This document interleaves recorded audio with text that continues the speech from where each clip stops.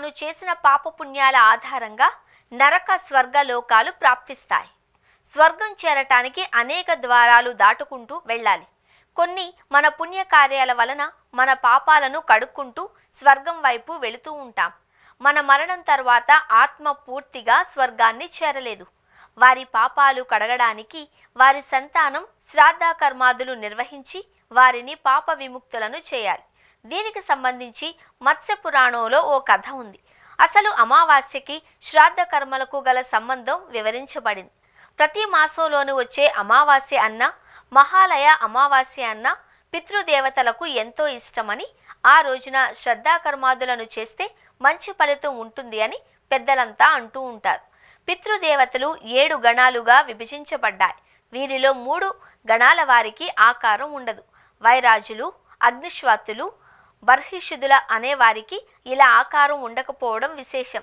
అలాగే సుఖాలినులు, హవిష్మంతులు, ఆజ్యపులు, సోమపులు అనే 4 గణాలకు ఆకారం ఉంటుంది. ఈ 7 గణాల వారు ప్రాణులందరిలో అమితమైన సామర్థ్యాన్ని, చైతన్యాన్ని కలిగిస్తూ ఉంటారు. అందుకే ఈ పితృదేవతలకు కావాల్సిన శ్రద్ధా విధులను నిర్వహించాలి అంటారు. మూర్తి అంటే ఆకారం లేని పితరులు వైరాజుడు అనే ప్రజాపతి కుమారులు. అందుకే వీరిని వైరాజులు అంటారు. ఈ అమృతాలైన పితృగణాల వారు శాశ్వతాలైన లోకాలను పొందగోరి ఓసారి యోగ సాధనకు ఉపక్రమించారు. అయితే ఏకాగ్రత లోపించి యోగం కోల్పోతారు. ఈ కారణంగా వీరంతా పితృదేవతలుగా మారారు. ఈ పితృదేవతల మానసపుత్రిక మేన. ఈమె హిమవంతుడిని పెళ్లాడింది. హిమవంతుడికి మైనాకుడు అనే కుమారుడు జన్మించాడు.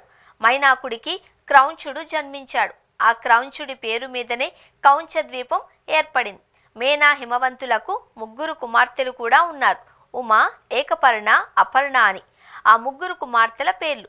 ఆ కన్యలు మంచి యోగసిద్ధి కలవారు. హిమవంతుడు 3 పెద్దదైన ఉమను రుద్రుడికి, ఏకపర్ణను భృగువుకు, అపర్ణను జైగీషవ్యుడికి ఇచ్చి వివాహం చేశారు. ఇలా వైరాజ పితృదేవతల సంతతి వృద్ధి చెందింది. సోమపదాలు అనే లోకాలలో మరీచి అనే ప్రజాపతికి జన్మించిన పితృదేవతా గణాలు నివసిస్తూ ఉంటాయి. ఈ పితృదేవతలకు ఒక మానస పుత్రిక ఉంది. ఈమె పేరు మీదనే అనంతర కాలంలో అమావాస్య తిథి వచ్చింది. ఈమె జీవన కథనంలో నేటి వారికి ఉపయుక్తమయ్యే ఓ సందేశం కూడా ఇమిడి ఉంది. అగ్నిశ్వాతుల మానసిక పుత్రిక పేరు అచ్చోద. ఆమె నదీ రూపంగా ఉండేది. అచ్చోదను పితృదేవతలు ఒక సరస్సులో సృష్టించారు. ఓ రోజున వారంతా కలిసి ఆమె దగ్గరకొచ్చారు.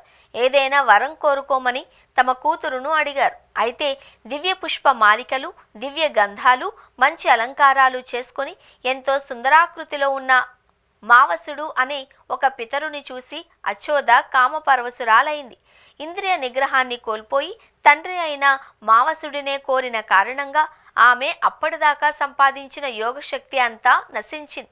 దాంతో ఆమె తన దివ్యత్వాన్ని కోల్పోయింది. అసంబద్ధంగా ఇంద్రియ నిగ్రహాన్ని కోల్పోయి ప్రవర్తించినందువల్లనే ఆమెకు ఇంతటి నష్టం ప్రాప్తించింది. పితృదేవతలు అచ్చోద తమకు ఎంతో అభిమానపాత్రురాలైన మానసపుత్రికే అయినా ధర్మాన్ని అనుసరించి శిక్ష విధించడంలో, అంటే ఆమెకు దివ్యత్వం నశించాలి అని శపించడంలో వెనుకాడలేదు. మావసుడు మాత్రం అచ్చోదను కామించక ఇంద్రియ నిగ్రహంతోనే ప్రవర్తించాడు. అచ్చోద మావస్యే కాలేదు, అంటే మావసుడికి ప్రియురాలు కాలేదు. అందుకే ఆమె అమావాస్య అయింది. అమావాస్య అంటే మావసుడికి ప్రియురాలు కానిది అనేది ఇక్కడి అర్థం. అలా తదనంతర కాలంలో అచ్చోదకే అమావాస్య అనే పేరు ప్రాప్తించింది. ఈమంటే పితృదేవతలకు ఎంతో ప్రాణం. తమ మానసపుత్రిక మీద ఉండే మమకారంతో అచ్చోద అమావాస్య అయిన రోజున తమకు ఎవరైనా అర్పించిన శ్రాద్ధాన్ని, అనంత ఫలితాన్ని ఆనాటి నుంచి పితృదేవతలు ఇస్తూ వచ్చారు.